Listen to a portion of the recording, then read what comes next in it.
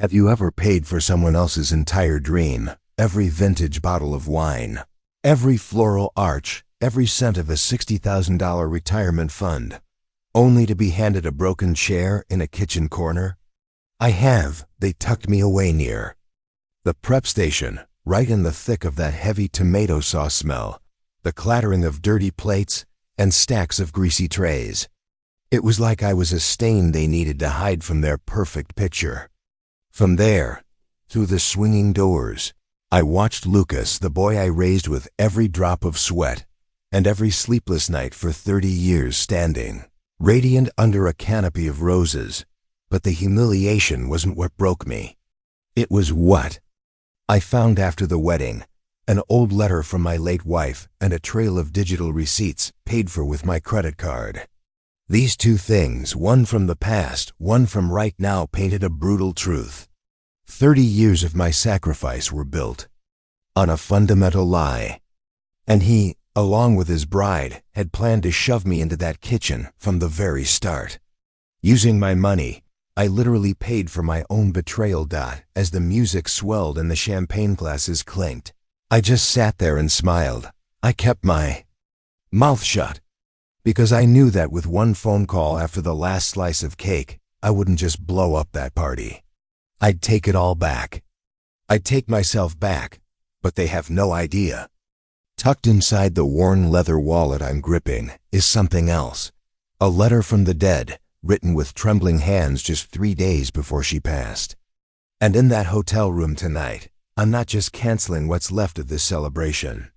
I'm digging out the truth they've buried for 3 decades, a truth far colder than a broken chair in a kitchen. If you've ever given your whole life to someone, only to be pushed out of your own story, stay until the very end. Because this isn't just about getting even. This is the journey of a man finding himself in the ashes of betrayal. If this hits home, subscribe right now. And let me know, where are you watching from?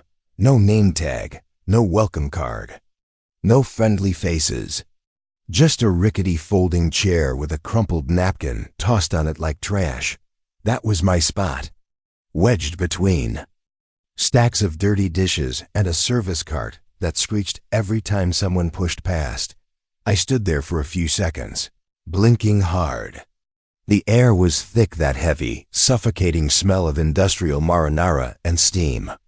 I could feel the heat from the ovens pressing against my back. Deep in my chest, a string snapped. It was so thin, so fragile, I hadn't even realized how much tension it was holding. I looked down at my gray suit. The fabric was fine, every crease pressed sharp since dawn. I'd been up at 5 a.m., meticulously ironing, polishing my old shoes, straightening my tie in the mirror. I actually had this quiet hope that today would be my day too, just like it was theirs. But nobody said a word to me, not one.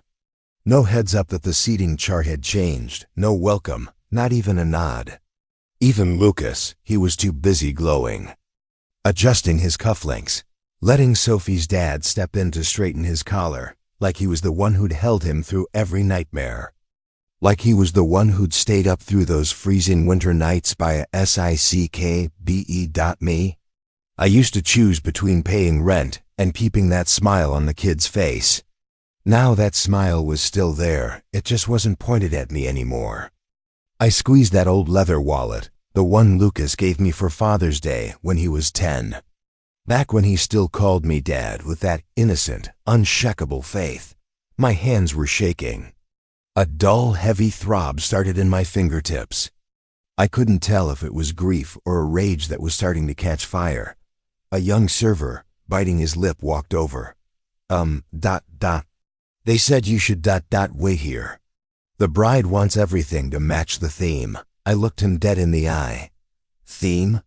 He avoided my gaze, glancing at the swinging doors that slammed every time someone ran through.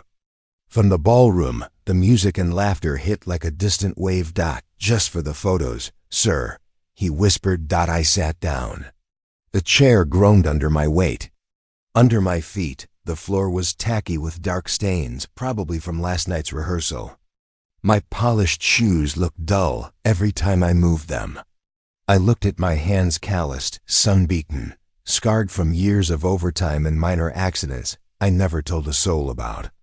The same hands that tightened my tie this morning, telling myself I still had a place in this world. Then I looked at the cold sandwich, sitting on a chipped porcelain plate in front of me. But the worst part? I stayed silent. No protest. No how. Could you? Because today was Lucas's day. I told myself, don't ruin his big moment.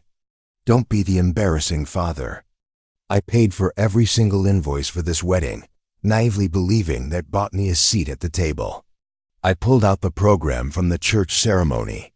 Elegant calligraphy on thick cream paper. I scanned the lines. My name wasn't on it. Sophie's. Father walked her down the aisle. Her mother gave the first toast. And me? I was just the bank account. The shadow behind the kitchen door. The man they intentionally kept out of every frame. But they made one massive mistake. The man in this kitchen is still sharp enough to read the messages on a forgotten phone, and brave enough to open the oldest drawers. What I found is about to turn me from a good father into a man with absolutely nothing left to lose. I told myself to just sit still, that it would be over soon. But sometimes silence is the loudest scream.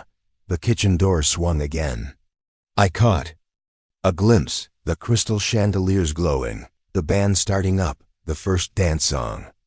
Lucas and Sophie spinning under the warm lights. Smooth, radiant. He didn't turn back to look for me once. Not once. I pressed a napkin to my lips, pretending to wipe away a spot that wasn't there. My eyes burned.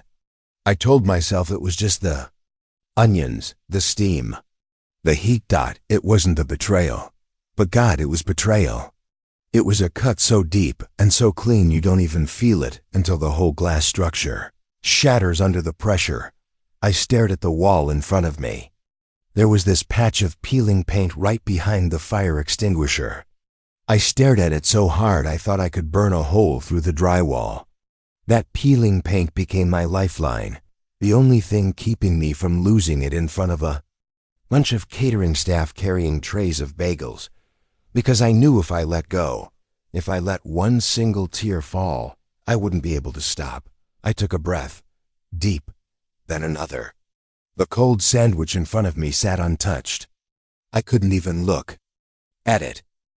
Then, someone brought out the dessert, this towering, multi-layered cake smothered in white and pale gold frosting. Her colors. Her perfect dream. I didn't touch it. I just watched.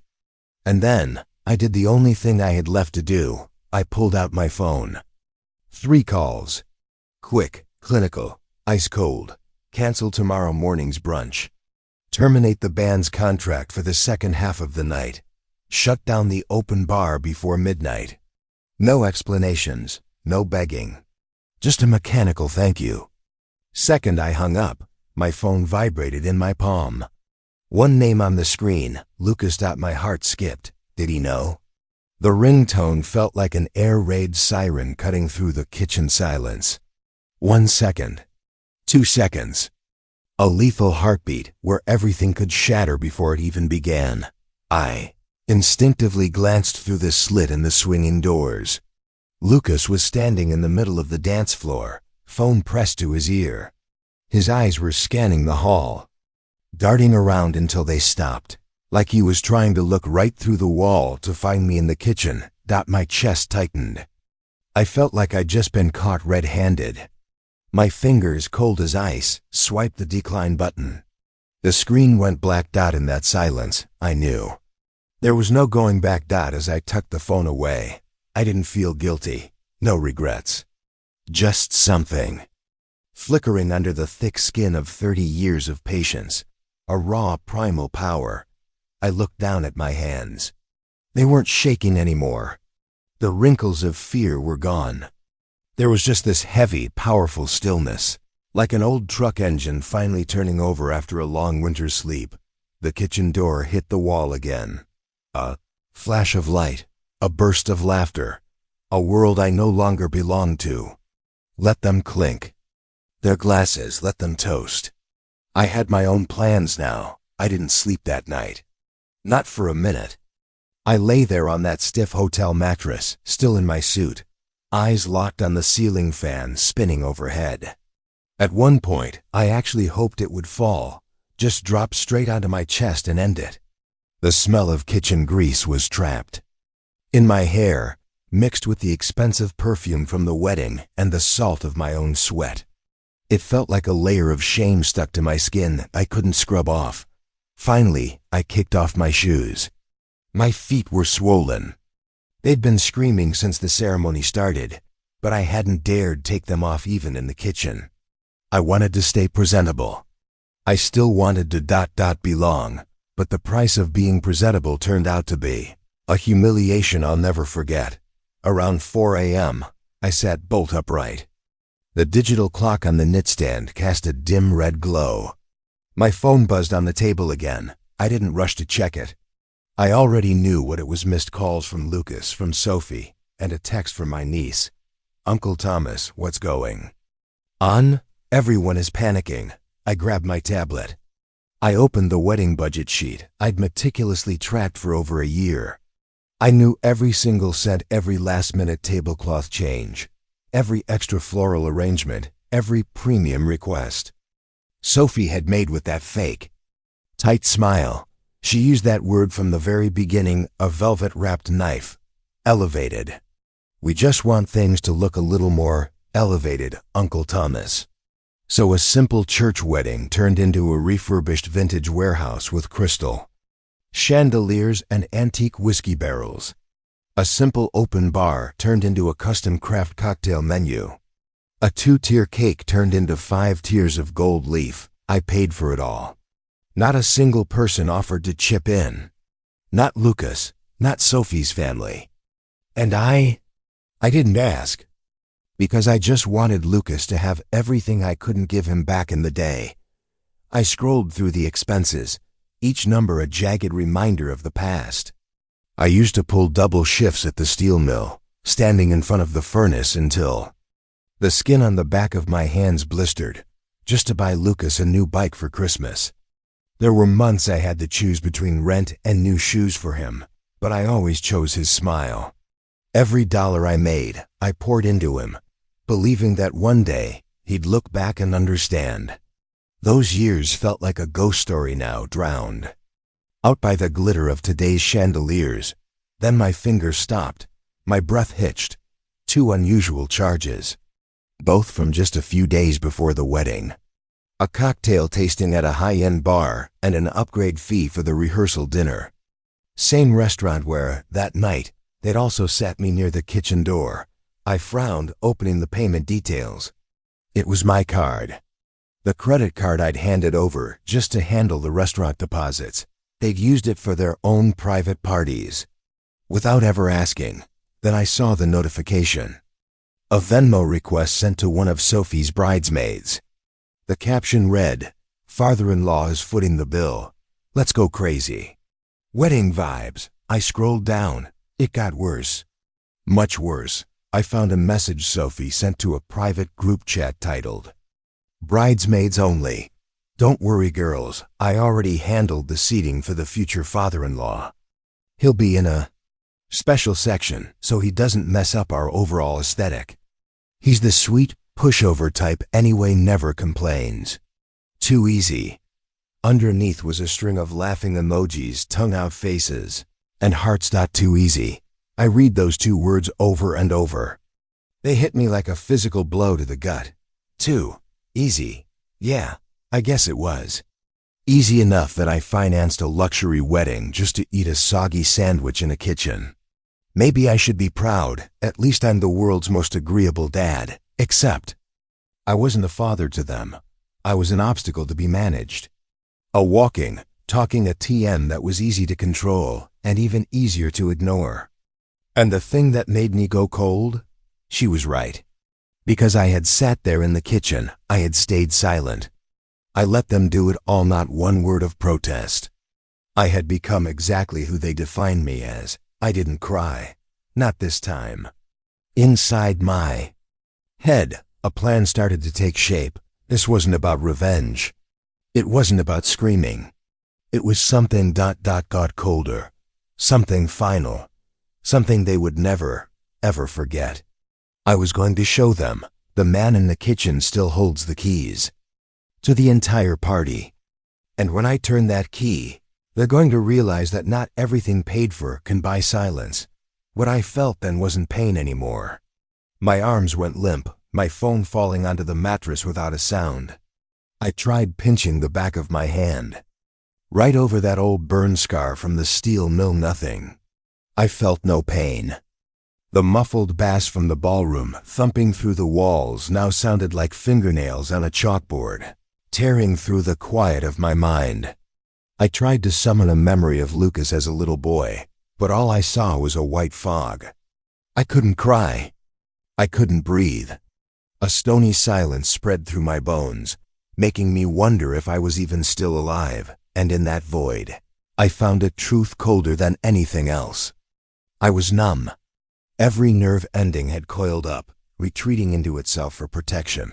I reached out and flicked on the bedside lamp. The harsh yellow light stabbed at my eyes. I stood up and walked to the vanity mirror. The reflection made me stop. Dead. A stranger was staring back at me. The soft, familiar wrinkles I knew had hardened into jagged, exhausted lines. My hair was flat on one side from the half-sleep I drifted into. I looked like I'd aged 10 years in a single night. But then, something shifted, slow but certain. I smoothed back my hair. I washed my face, drying it with a stiff hotel towel that smelled like bleach. Then I sat down at the desk, opened my laptop, and started drafting. An email to the florist. Cancel the Sunday floral delivery. I will be retaining the remaining balance. Thank you. An email to the band. Due to a change in the event schedule, the second performance is no longer required. Consider the contract terminated. An email to the bar catering service. We are scaling back the service immediately. Cancel the extra shifts. Do not process the final payment. 3 messages. Short, polite, no way out.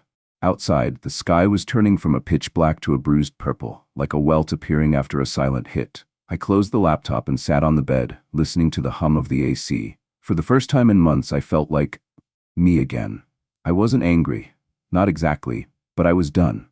Done being the convenient one. Done being the human bank. Done being the forgotten shadow. Let them figure it out. Let them patch the holes. Let them feel the shame when the questions start. Let them remember the moment the music died, the bar closed, and the flowers never showed up. And if they have a shred of conscience left, maybe, just maybe, they'll remember who made that wedding a reality in the first place. The man behind the kitchen door. The man they tried so hard to crop out of every photo. The music still echoed through the walls, like the fading heartbeat of a world I'd been kicked out of. I sat there on that rickety chair, holding a cold appetizer and a can of Diet Coke from the mini-fridge. I tried not to listen. But how do you stop the sound of laughter, the clinking of glasses, the cheering coming through the swinging doors, like needles stabbing into a forgotten sense of pride? I sat there, listening to the music drift away, knowing the real pain hadn't even started yet. A microphone screeched. Then a man's voice came over the speakers for a toast. Maybe it was Sophie's dad or Lucas's best man. I leaned back just enough to peek through the gap in the kitchen doors. They were lined up in front of that gaudy floral arch I'd paid Dylon to build. Gold-plated chairs, candles floating on a tiny pond, a neon sign in the middle of the courtyard. The future is forever, written in some cheesy, looping font. I didn't even need to see their faces to recognize every single voice. Sophie's mother, Lisa, let out this fake sweet voice that made my skin crawl. "Oh, Lucas, you are truly the best man in the whole world. Sophie is so lucky." Then came the roar of laughter, the synchronized clinking of glasses. I froze. At the head table, Lisa sat dead center, draped in navy blue chiffon and layered in pearls, looking every bit like she was born into old money. Real talk. She'd met me exactly 3 times before this wedding. Never once asked how I was doing. Never thanked me for the mountain of bills I was quietly climbing. Not a single cent contributed. Through that slit in the door, I watched her stand up to give a toast, her voice dripping like honey. Then she glanced toward me, just for a split second, with this tight, Forced smile, like I was some uninvited party crasher. I remembered at the rehearsal, she'd patted my shoulder and said, "Thanks for helping, Thomas," but never once offered to split the tab. Next to her sat Michael, Sophie's dad, leaning back and laughing like he was the king of the suburbs. This was the guy who shook my hand at the rehearsal and said, "We really admire your persistence. Raising Lucas alone must have been difficult." Persistence. Like I'd just climbed Everest for fun and hadn't spent decades in grease-stained coveralls, working every overtime shift available just so the kid could have new Nikes for the first day of school. He said it like my sacrifice was some quaint little hobby. Not everyone could do what you did, raising a kid on a blue-collar wage, he'd said, like my life was a punchline. And then, there was Lucas, my son, sitting right between them, laughing like a total stranger. Like he'd been a part of their inner circle forever. I scanned the crowd, desperate to find one familiar face. I saw my sister, Susan, sitting quietly 2 rows back next to our cousin Carol. Both were staring straight at the stage. Neither of them looked toward the kitchen. Not once. I pressed my back against the kitchen wall, feeling the cold plaster soak through my shirt.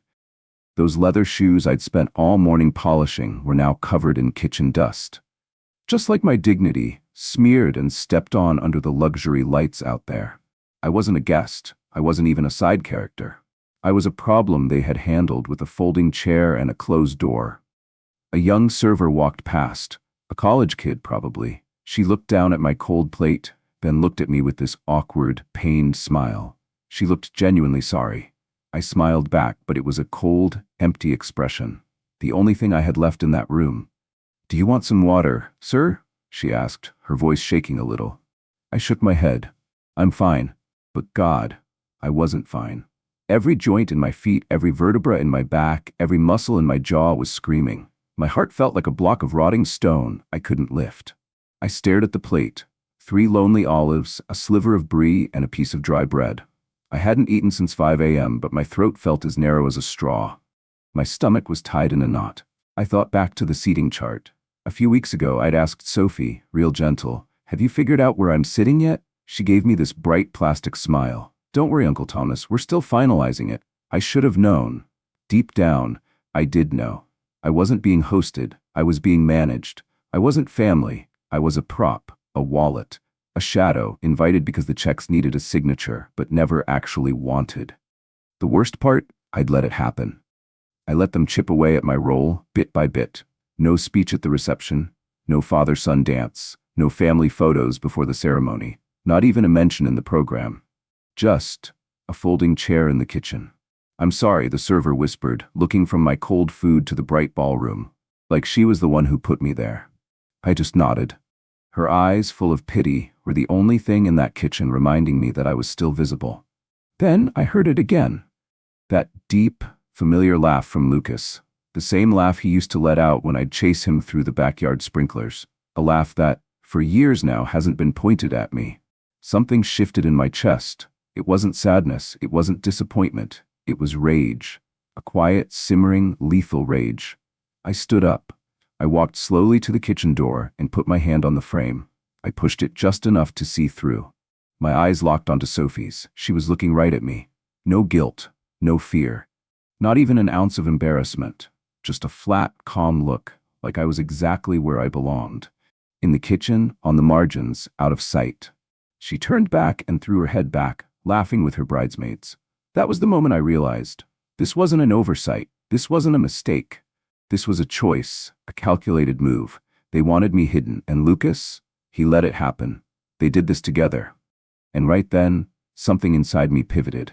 It didn't break. It didn't collapse. It just moved.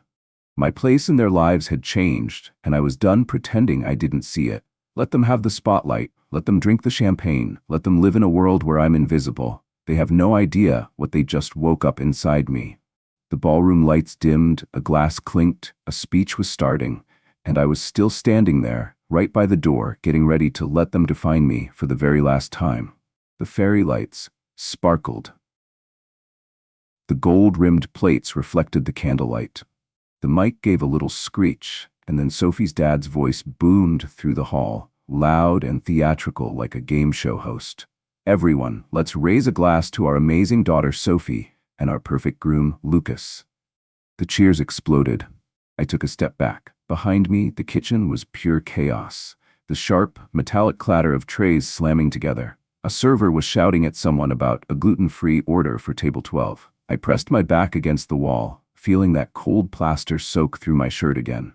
The air was thick with the smell of burnt garlic and fryer oil. From the ballroom, Sophie's dad kept going, his voice smooth, polished, sparkling. When she was little, Sophie always dreamed of a fairy tale, a prince, a castle, and a happily ever after. And today, my dear daughter, you finally have it all. More applause, more cheering. I felt a lump in my throat. They were literally rewriting history, but I couldn't forget the nights I sat by Lucas's bed, listening to his breathing, thinking that as long as he was healthy, every bit of my pain was worth it. I remembered sewing the buttons back onto his school uniform, my fingers bleeding from the needle, just so he wouldn't feel less than his classmates. They call today a fairy tale, but in the story they're telling, there's no room for me. I remembered when Lucas was 15, teaching him to drive on that dirt road behind the house.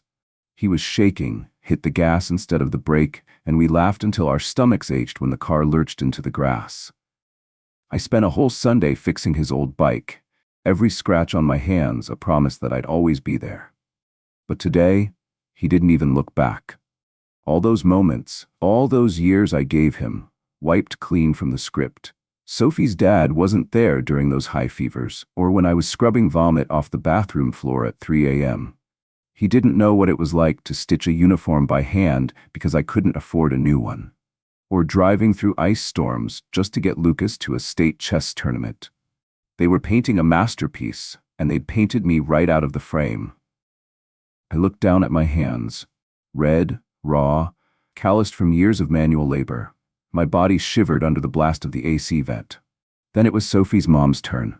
Her voice was like corn syrup, cloying and over-rehearsed. We are so grateful to have so many loved ones here to celebrate Sophie and Lucas, and to welcome Lucas as the second son of our family. The applause was deafening. A second son. Not a single thank you to the man who actually raised him. No mention of sacrifice. Not one thanks, Thomas. Or thank you for giving us this man. Nothing. I bit the inside of my cheek until I tasted copper. My legs were numb, but I refused to sit down. Then came the moment I dreaded most. Lucas stepped onto the stage and grabbed the mic. That suit I helped pay for hugged his frame perfectly. He looked young, confident, expensive. Bleached white teeth, a steady stance.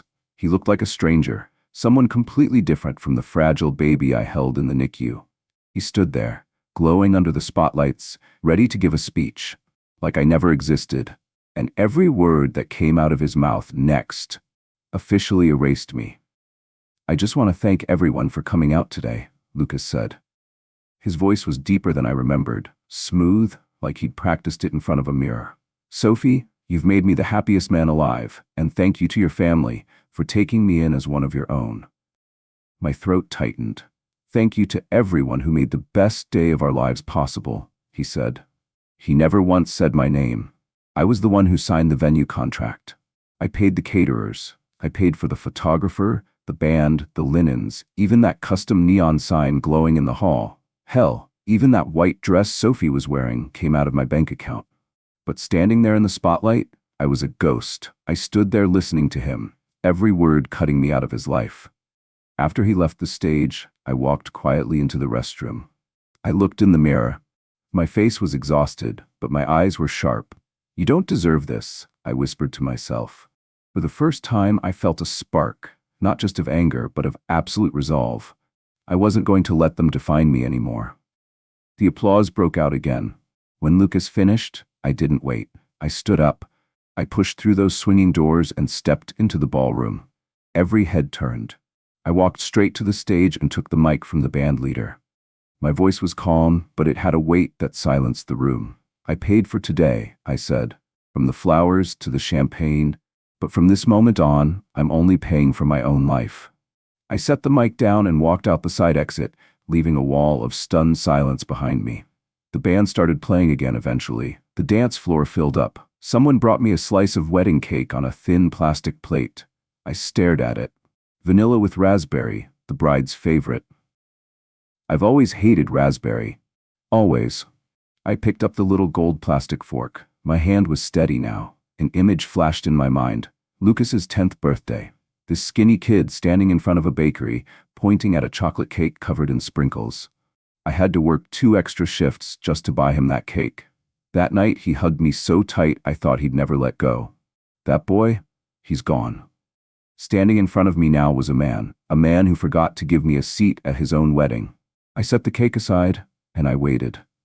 I waited until the dessert course was over, until the guests started standing up, loosening their ties, wiping their mouths, until the background music swelled into a crescendo. Then I walked out of that kitchen. I marched right past the service line, past the bar, and out the side exit. Outside, the air was cool and crisp. It was so quiet you could hear the ringing in your own ears. I pulled out my phone. 3 calls, short, no explanation needed. 1 to the florist, cancel the floral delivery for tomorrow's brunch. 1 to the band, cancel the late-night set.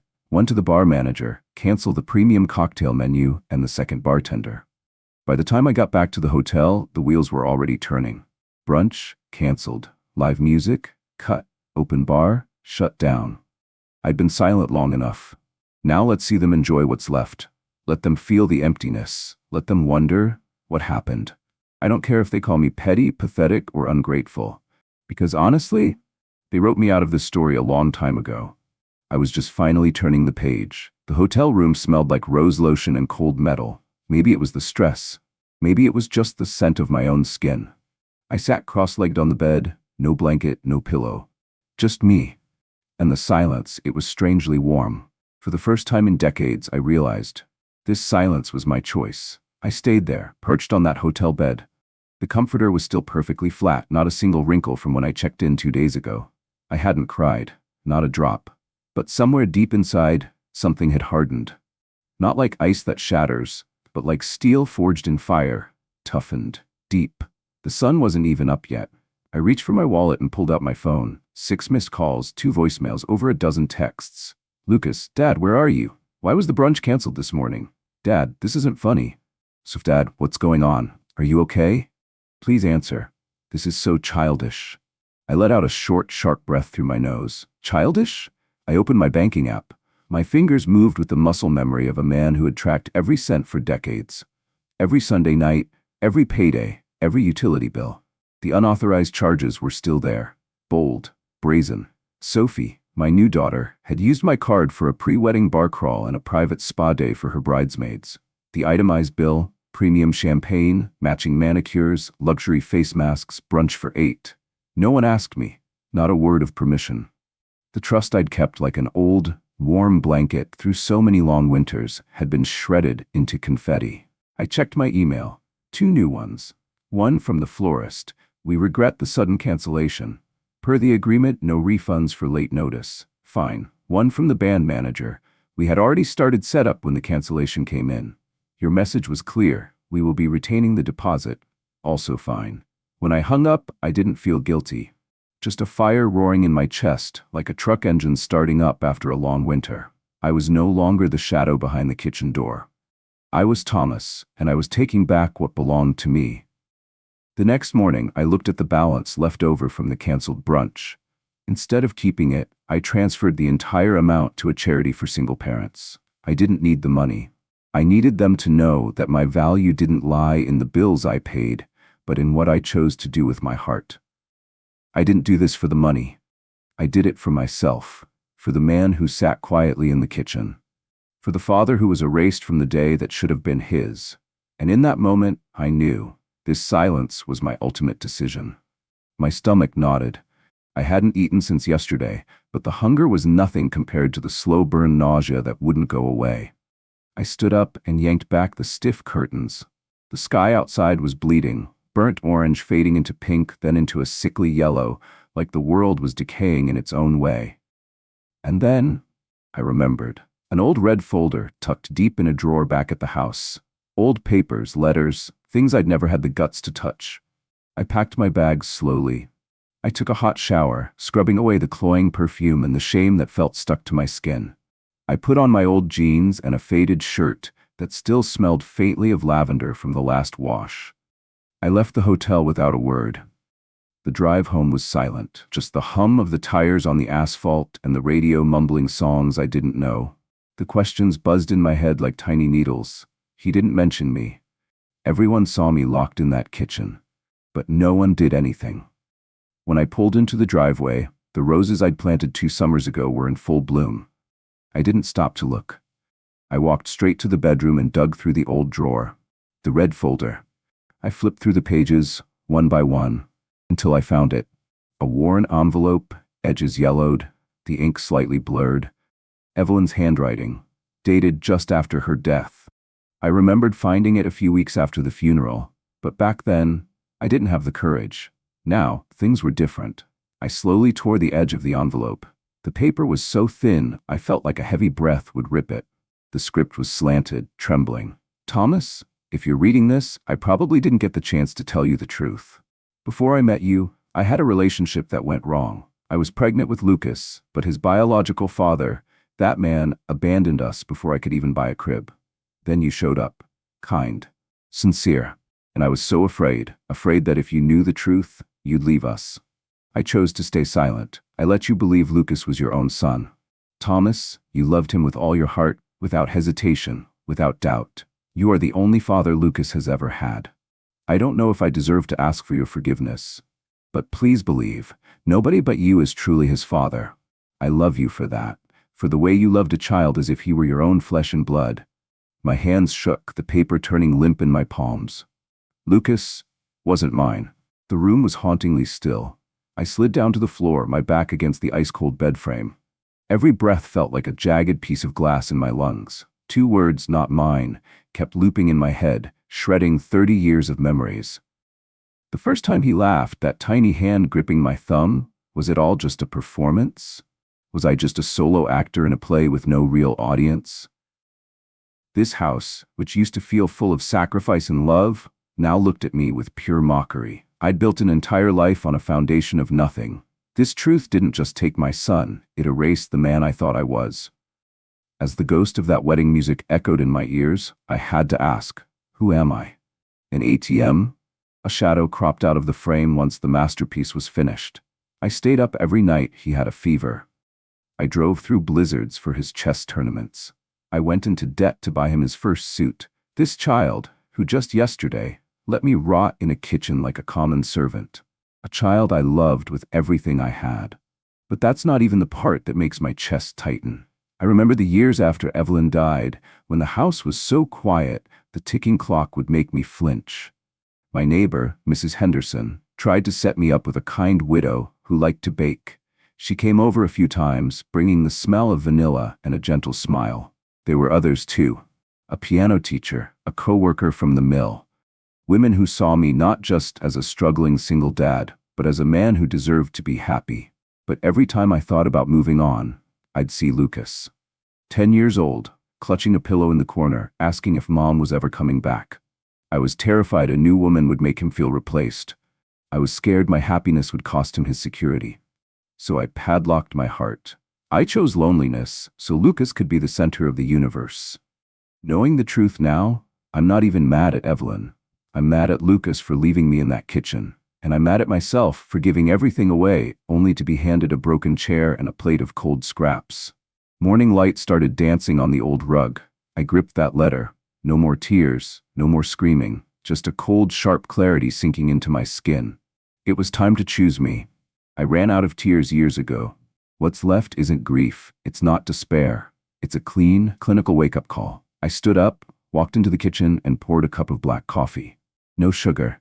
I sat by the window and watched the neighbor's sprinklers pulse, like a clock counting down the start of a new life. A normal Sunday morning, but I wasn't the man who paid for everyone else's dreams anymore. I opened my phone. First the florist, confirming the Sunday delivery is no longer required. My voice was steady. No explanation. None needed. Then the band. Same tone. Finally, the bar service. Change of plans. No evening shift. Thanks.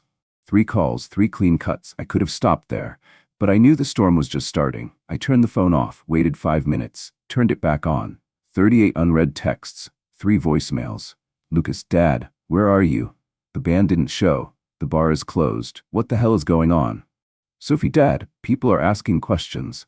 This is extremely unprofessional. I took a slow breath.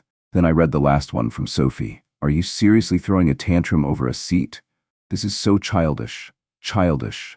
That word rang in my head like a bell, like someone pressing down on an old scar. I closed my eyes, and in the dark, I saw Sophie's face again, across that bright ballroom, that smirk. She knew exactly where I was sitting. She knew I wouldn't fight back. Except this time, she was dead wrong. Because this morning, for the first time in my life, I chose to stand up. I put the phone down, powered it off. I let them sit with the questions they were too cowardly to ask. Let them feel it. The dry bar, the missing music, the fairy tale Sunday brunch that was now just a mess in their imagination. I cleaned the kitchen, wiped the counters, fed the cat. Every small task felt like a breath of peace I hadn't tasted in months. Around noon, the doorbell rang. I didn't get up. I let them stand there, let them soak in the heat and the embarrassing silence they built for themselves. That night, I posted one single photo to Facebook. Not a wedding photo, not a selfie, just a picture of the check I'd written to the wedding planner. The recipient's name was clear. The amount, enough to buy someone else's dream. I blurred the account numbers, but my signature was right there. Sharp, bold, undeniable. No caption, no explanation, just a truth they couldn't rewrite. Then I logged out, not just from social media, but from the guilt, from the excuses, from the lie that I wasn't betrayed. I left them sitting in the wreckage. I had no intention of pulling them out. The silence spread like a slow-moving flood. No more texts, no more calls, just this eerie, absolute stillness. The eye of the storm, drifting right through my small house. I could feel the chaos outside. They were panicking. They were whispering. But me? I just sat there, taking a sip of my morning coffee, watching the sunlight spill across the kitchen floor. No suit, no tie. Just me, a new day, and the soft, steady hum of my old refrigerator. Lucas, or Daniel as he liked to be called in his new high society circles, hadn't called since yesterday. He just left a clipped, defensive voicemail. Dad, you've caused a total scene. Everyone is talking. I don't know what you're trying to prove, but you've seriously crossed the line. I didn't even flinch. Not a single spark of emotion. Because here's the cold, hard truth. You can give someone everything, your time, your money, your soul, and still be tossed aside like yesterday's trash. You can build an entire world for someone, only to be cropped out of the picture because you don't fit the aesthetic. The betrayal didn't even shock me anymore. What surprised me was the fact that I just didn't care. That morning, I deleted Lucas from my contacts. Not to forget him, but so I'd stop seeing his name light up my screen, like he still deserved to occupy that space. Around noon, I headed out. Grocery store, post office, running errands like it was any other Tuesday. And right there in the bakery aisle, where the baguettes smelled like fresh butter, I ran into Diane, my cousin who'd flown in from Colorado for the wedding. Diane saw me. She gave me this awkward, hesitant smile, her eyes darting everywhere but my face. Thomas, she whispered. I just nodded. She leaned in, dropping her voice.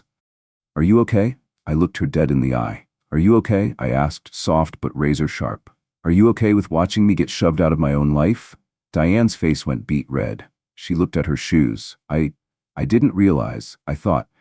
You didn't think. I cut her off, my voice ice cold but calm. Nobody thought. Everyone saw me in that kitchen, Diane. Nobody did a thing. And neither did Lucas. She bit her lip, letting out a long, heavy sigh. I'm sorry, Thomas. I really am. It was wrong. I just gave a slight nod. No words needed. Not every apology can patch up a truth that ugly. But either way, I was done living in the shadows. I should have spoken up years ago. Thanks, I said. Diane looked relieved, like that tiny admission had set her free. It set her free, maybe. Not me. When I got home, there was a bouquet of carnations on the porch, the cheap kind, already starting to wilt. No card, no note. I didn't even bring them inside. I walked them straight to the trash can. I remember when Lucas was a kid in the hospital, I brought a massive bunch of sunflowers to his bedside, his favorite. And now, wilting carnations sent just to check a box. That evening, I opened Facebook. The photo of the check I'd posted had nearly 100 comments. Old friends, former coworkers, neighbors I hadn't heard from in a decade. Some were shocked, some were furious, but most of them understood. One comment made me stop. "This breaks my heart, Thomas. I've never felt so seen. Thank you for showing us that we don't have to stay silent forever." And just like that, a new beginning was taking shape. It wasn't about revenge. It wasn't about hate. It was about taking my power back. Let them spiral in the group chats. Let them invent whatever excuses they want. I won't respond. I won't explain. I won't apologize. I chose silence. But this time, it was my silence. It all started with a stuck drawer in the guest room, one of those old, stubborn ones you have to kick to open. I wasn't looking for anything. I was just clearing out the wreckage of a life I was too tired to carry anymore. But then, tucked between yellowed tax returns and expired coupons, I saw it, the red folder. I thought I'd emptied it, but wedged in the lining was a single piece of paper, folded in half. No envelope. Just a handwritten note, the script shaky and familiar. Evelyn's signature. Dated 3 days before she passed. "Thomas, if you're reading this, you've probably found the first letter. I don't want to apologize anymore. I need to tell you another truth, something I can't take to the grave, something I should have said a long time ago." I swallowed hard. The light in the room blurred. "Lucas isn't just someone else's child. He was never yours, not from the start. When I was young, I loved another man. I was pregnant with Lucas before I ever met you. He left me. I was desperate, terrified. When I married you, I didn't have the guts to confess. I remember the day Lucas was born. Your mother suspected. She said he didn't have a single one of your features. She whispered to me, asking if there was anything I needed to say, but I just looked down and stayed silent. And you just laughed, pulled her aside, and said, 'He just looks like his mother.' I knew you saw it. I knew you had moments of doubt. But you chose to believe in me. You believed in the words I was too scared to say. You believed in the one thing I wasn't brave enough to face myself. I felt my heart tighten into a knot. You raised him with every ounce of love you had. You loved him more than anyone. But Lucas doesn't carry your blood. And yet, you were the father he never deserved. Thomas, I know I betrayed you in many ways, but if there is one decision in my life I don't regret, it's choosing you. You were the only one strong enough to be his father, not because of biology, but because of who you are." I couldn't move. Those words crushed my chest like a mountain collapsing. Not my son.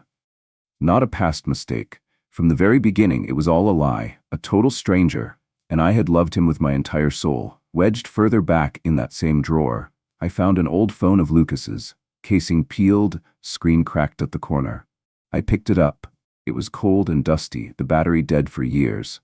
A flash of hesitation hit me. This is an invasion of privacy. Stop. But then the memory of that kitchen chair, Sophie's smug smile, and Lucas's silence came rushing back like a wildfire. I plugged it in. The screen flickered to life. No passcode. Lucas always trusted me completely. He never felt the need to hide anything from me. That innocence was now his fatal flaw. My fingers trembled as I opened the messages. I scrolled and scrolled, back 6 months, to when the wedding planning first started. And then I saw it. A group chat titled, "The Perfect Plan." I tapped it. Every line that appeared felt like a blade carving out what was left of my heart. The first message from Sophie: "Lucas, I think we should take your dad off the VIP guest list. He'll be fine at a regular table. It saves us a ton on the expensive cocktail service." Lucas replied, "Yeah, my dad is easy. He won't mind. As long as he's there, he's happy. You're right. Let's use that VIP money to upgrade the getaway car instead." A bridesmaid chimed in. "Haha, exactly. He's so compliant. He'll probably thank us just for inviting him." Sophie reacted with a heart. "As long as he's there, like a piece of furniture, like a gift box nobody bothers to open." I read that, and I felt my stomach turn. Thank us. Thank you for the humiliation. I kept scrolling through the recent chats. Then, I froze. "Sophie, my parents think the groom's father should sit separately to fit the venue's vibe. They're worried he'll mess up the photos." "I get it, don't worry. My dad will be fine. He's not the type to make a scene." Then, another chat with a friend. "Mom told me I'm not actually his biological son. But I'm not saying anything. He's still going to pay for my tuition and the wedding." The screen blurred. This wasn't an oversight. This was a deal.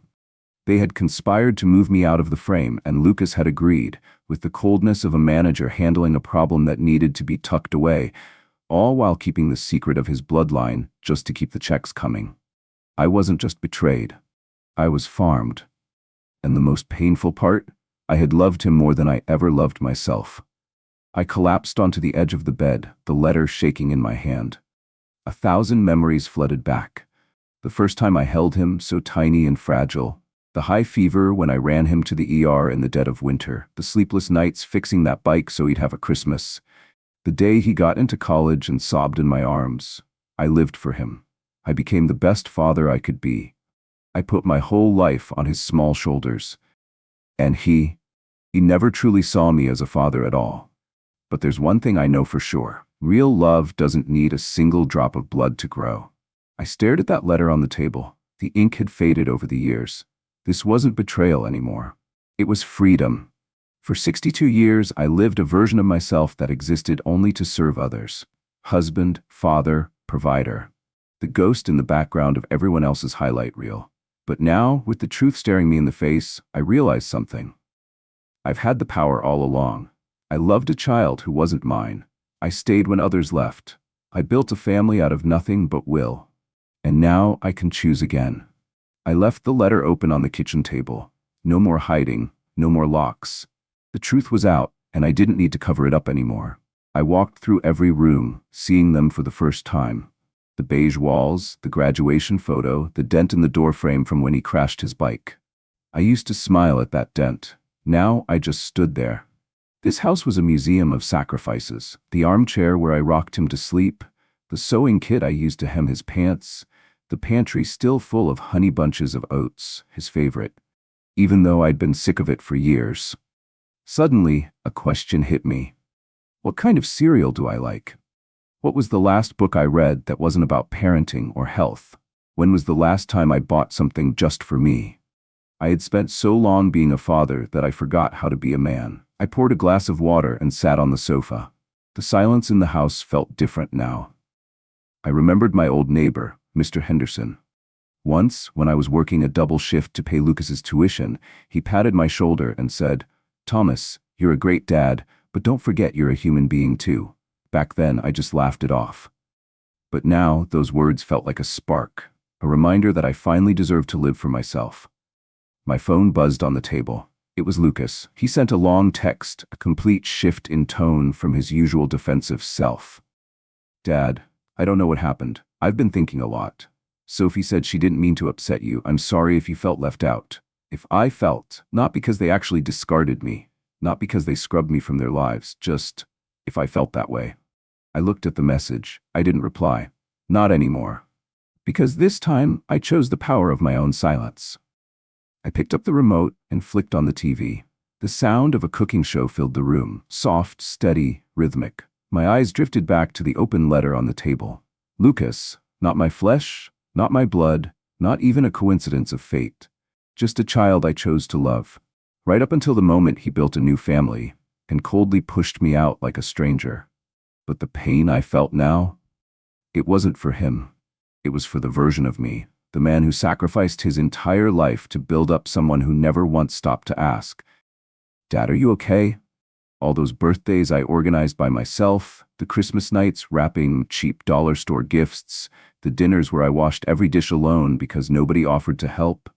I had been the background music to his life, the safety net that caught him every time he tripped. I was a convenient silence until today. That night, I took every family photo down from the walls. Not out of anger, not out of spite. It was just time to stop turning my life into a shrine for my own disappearance. I wrapped each frame in old towels and labeled the box. Memories, not obligations. I cooked dinner for one. Something I'd seen on TV. Lemon butter pasta with roasted cherry tomatoes and toasted garlic. No chicken nuggets. No boxed mac and cheese. I didn't cater to anyone's palate but my own. I lit a candle, played some light jazz. I set a place for one person, me. It was quiet, but it wasn't lonely. After dinner, I grabbed a pen and paper. No glitter, no gold ink, just a yellow legal pad and the scratch of a ballpoint pen. Made a list of the people I actually wanted to invite into my life. Not out of duty, not for appearances, but because they actually see me. First, there was Claire, my old coworker from the maintenance crew. She was the one who used to sneak extra coffee into my tool bag every time I pulled a night shift fixing the HVAC. Then Mr. Henderson, the neighbor who's up at dawn every winter to help me shovel snow. Then Dina, the barista at the diner who still remembers I take my coffee black with no sugar every single morning. And Janet from the DIY repair club, who stayed late after a workshop to help me finish that bike I gave Lucas when he was 10. None of them share my blood. But every single one of them did what Lucas never could. They saw me. I wasn't throwing a wedding or a Thanksgiving, just a small get-together at my place with food I cooked, a table I set, and the real me. No folding chairs, no sitting behind the kitchen. I spent the next few days getting ready, not to impress anyone, but because for the first time, it was for me. A party without the white dress or the fireworks. Just a heart that was finally seen and accepted. For the first time in years, I wasn't preparing a stage for someone else's story. I wasn't doing it for Lucas. I wasn't doing it to make amends or prove my worth. I was just creating a small corner of joy for myself. I went to the market and handpicked everything. Fresh parsley, a bag of shallots, crisp carrots. No pre-made trays, no frozen appetizers. I even bought a new tablecloth, cream-colored with light blue stripes. Simple, rustic, a lot like the man I was before obligations piled up around my neck. The morning of the party, I woke up early and put on the radio, Johnny Cash, Willie Nelson, Norah Jones. The house filled up with the smell of sautéed onions, roasted meat, and toasted cornbread. It was warm. It actually felt like home. The first guest arrived just before 6 p.m. Claire walked in with a bottle of red wine and a massive smile. "You look good, Thomas." And I did. My hair was salt and pepper, but my eyes were bright and I stood tall. Just an old cotton shirt, no tie, no polished dress shoes. Just me, and I was proud of that. Then they all rolled in, 4 friends. Laughter spilled from the porch into the kitchen. Real hugs, claps on the back, wine glasses that stayed full without anyone having to ask. We ate dinner around that old table, the same one that used to hold the bills, the toolkits, and Lucas's old math homework. Now it was covered in hot plates and the sound of clinking glasses. I laughed too. For the first time, I laughed from deep inside. No faking it, no forcing it. Someone told a story about a broken AC unit in the middle of July. Someone confessed to skipping a shift to go grab burritos. Amidst the laughter and the small talk, I realized, this is what real family looks like. It doesn't need blood. It just needs heart. I no longer felt redundant. I was no longer being avoided. I was no longer small. I was present, vivid, steady, and free.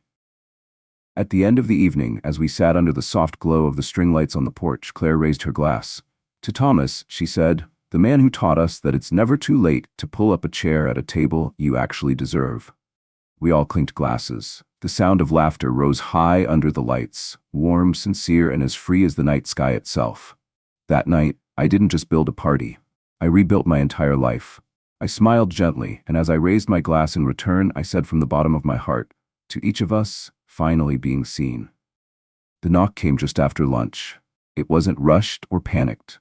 It was just patient and steady, as if the person standing outside knew for a fact I was home and wasn't going anywhere until I opened the door. I stood barefoot in the hallway, watching the blurred silhouette through the frosted glass. Lucas. A week had passed since the wedding. 7 days of absolute silence from my end. 7 days for everything in his world to slowly fall apart. I opened the door slowly. He stood there. It was still Lucas, but not the version I knew. The flashy suit was gone. That aura of smugness from the wedding day had vanished. There was only a young man in a wrinkled t-shirt, dark circles etched under his eyes, his lips pressed tight as if he'd rehearsed a dozen ways to start this conversation and forgotten them all the second he saw me. "Hey, Dad?" Lucas stammered. I didn't answer. I just quietly stepped aside, clearing the way. He hesitated for a few seconds, then walked in. The house was clean and silent. Midday sun flooded across the polished hardwood floors. Lucas's eyes scanned the room. Only one thing was different. On the mantelpiece, every photo frame containing his face was gone. He froze. His gaze immediately locked onto the empty spaces. "Where are the photos?" I didn't answer. I simply gave a calm command. "Sit down." My voice was deep, steady, and ice-cold. Lucas sat on the sofa opposite me. We faced each other. Silence filled the room like rising water. Finally, Lucas sighed, running his hand through his messy hair. I didn't come here to fight. I gave a slight nod. Good. He shook his head, confused. I don't understand what's happening. One minute everything was fine, the next you canceled everything, and then you posted that picture of the check on Facebook. Every word out of his mouth felt like a dull blade. Not once did he ask if I was okay. Not a single apology. He just demanded an explanation. I stood up, walked over to the cabinet, pulled out a small box. I set it on the table between us. What's this? Lucas asked. Receipts, I replied. Every invoice, every voucher, every expense from the last 12 months. The venue deposit, the tuxedo and dress fittings, the restaurant advance, even the dance floor extension he specifically requested. Lucas glanced at the pile of paper but didn't dare touch it. I pulled out one more thing. A letter, handwritten, Evelyn's handwriting. There was no mistaking it. I said nothing. I just sat there, watching him read. At first there was confusion. Then his expression shifted, bewilderment, shock, and finally, a shade of pain he could no longer hide. But that pain, compared to the years I had endured, was only just beginning. Lucas looked up, his voice cracked. Dad, did you know before? I looked him straight in the eyes. I only just found out, I answered calmly. Lucas swallowed hard. So, you're angry, because I'm not your biological son? I shook my head. Every word I spoke felt heavy as a sledgehammer. No, I found that out after your wedding. I'm angry because I raised you with everything I had, and when the day came where you had the chance to stand up, look everyone in the eye and say, this man made me who I am today. You chose to stay seated. Lucas bowed his head. Silence. I continued, my voice not trembling even once. You let them push me into that cold kitchen. You let them treat me like a burden. You watched them humiliate me, and you chose to say nothing. That is what broke me. Not your bloodline, not the money. The air between us was thick. Finally, Lucas whispered, Sophie said, things would look better in the photos if Dad sat in the hall, the wedding photos wouldn't be as aesthetic. I didn't think you'd be hurt. I let out a cold laugh. You didn't think at all. I walked to the mantel. I picked up an empty photo frame. This frame used to hold Lucas's kindergarten graduation photo. A missing tooth smile, a blue marker stain on his white shirt. That day, that little boy had run straight into my arms. I laid the frame face down on the table. A final, decisive motion. That version of you no longer exists. Lucas blinked, looking like he'd just taken a punch to the chest. Dad, he choked out. I just shook my head. No more, Lucas. I am not the background scenery for your life. I am no longer your ATM, and I am no longer the shadow in the back. Lucas clenched his fists. His jaw tightened as he struggled to swallow everything he wanted to say. Then he gave a faint nod. I'm sorry. His voice broke completely.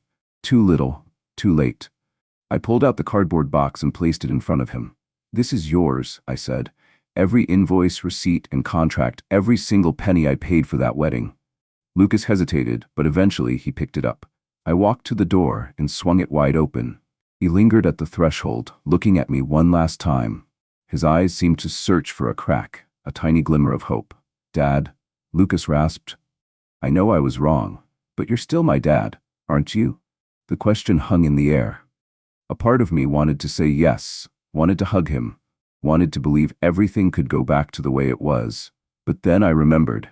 I remembered the folding chair in the kitchen. I remembered the text, too easy. I remembered the 30 years I had lived inside a lie. I breathed out slowly. I am no longer Dad, your personal ATM. From this moment on, I am Thomas, a free man, and my freedom begins by letting you pay for your own mistakes. You used to say, Lucas mumbled, his voice thick with tears. You used to say I was your whole world. I looked straight into the eyes of the child I had taught to ride a bike, the child I had stayed up all night to care for, and now the eyes of the man who chose to leave me sitting in a kitchen. True, I said, my voice deep and weary, and I kept my word. But now I have to choose. Continue being the world for someone who treats me like a dark corner to be hidden, or have the courage to become my own world. Lucas couldn't answer. He just stood there, his body trembling. I placed my hand on the doorknob. Before stepping back inside, I pulled a worn leather wallet from my inner pocket, a Father's Day gift from years ago. I set it down on the porch, in the space between us. Yours, I said softly. The only thing left of the boy from back then. Then I closed the door. A small final click. But I didn't lock it. Inside, the sounds of laughter were still ringing out. The voices of old friends, real people who actually saw me, who understood me. The scent of sautéed garlic and fragrant rosemary swirled around the small kitchen. On the table, the turquoise cloth with sunflower prints glowed under the flickering candlelight. Mismatched plates, wine glasses clinking with joy, and everyday stories echoing like a summer song. And for the first time in a very long time, I realized I was truly living. Exactly where I belonged. Mr. Henderson sat in the corner, retelling the time he accidentally locked himself out and had to stand in the yard in nothing but his boxers. The whole group burst into laughter. Claire laughed until she cried, clutching her stomach, her eyes blurred with happiness. And me? I stood in the kitchen, barefoot on the hardwood floor, a glass of wine in one hand and a smile I didn't have to hide. No more waiting to be called in. No more leaning against the kitchen door. No more being forgotten. I was the host. I was present. I was seen. I brought the final dish of roasted vegetables to the table. Zucchini, carrots, potatoes, all fragrant with thyme and sea salt. As soon as I set it down, a round of applause broke out. Chef Thomas scores again. Claire beamed. We sat at the table, passing around plates, pouring more wine, listening to small stories that were overflowing with life. Between seconds and the last slice of cornbread, Claire raised her glass again. I think we should toast one more time, she said. Everyone nodded. To what? Dina asked. Claire turned to me and smiled. To knowing how to choose yourself, and knowing when to stop giving to those who only know how to take. I raised my glass with them. My hand no longer shook. My voice no longer wavered. I stood up, looking at every face around the table. People bound to me not by blood, but by genuine affection, by conscious choice, and by deep respect. I spoke clearly and calmly. This glass is for the people who have quietly been the backbone for others. For the hands that built dreams for someone else when no one remembered them. For those who were pushed to the back, even when they were the ones who built the entire house. I raised my glass higher, my gaze sweeping across the warm room where faces glowed, not out of biological duty, but out of appreciation and humanity freely chosen. Then I continued, my voice deep and full of weight. This glass is also for everyone who was ever pushed into the darkness, but still had the courage to stand up and walk into the light. From now on, we, all of us, will only sit in the chairs that we choose for ourselves. The sound of clinking glasses harmonized with the joyful cheers of my friends. I sat down. This time, I wasn't in a hidden corner, I wasn't in the back, and I certainly wasn't in exile. I sat down in my very own seat, the position I had reclaimed with my own hands. A few days later, Diane called. Her voice was thick with guilt. Thomas, Lucas is really regretful. He just got swept up in the wedding chaos. Can you give him a chance? I sighed, the emotions in my heart as calm and flat as a lake in autumn. Diane, I said, I gave him a lifetime. Now I need to live for myself. She stayed silent for a moment and then hung up. I knew that was the last time we would speak of it. Lucas never called again. And in truth, I was no longer waiting for the phone to ring. The people who truly mattered were already filling my warm home. The next morning, I woke up to the sound of birds chirping and sunlight flooding the room. There wasn't a hint of regret, no familiar tightening in my chest. There was only one thing left, soft and profound, peace. I brewed a cup of coffee, threw on a soft robe, and went to sit on the porch. The morning breeze brushed against my sleeves, cool and gentle. I looked out at the front garden. The rose bushes I had nurtured for so long were now in full bloom, brilliant under the morning sun. They were no longer a fading background for anyone else. They bloomed for themselves, just as I was finally living for myself. I am the protagonist of my own story. A journey of pain had taught me a lesson in blood and tears. Love is never measured by your own disappearance. Sacrifice does not mean you must erase your name from the painting of life. And a true family is not built on a foundation of exploitation and lies, but on choice. The choice to see each other, to cherish each other, and to grant each other a seat they deserve.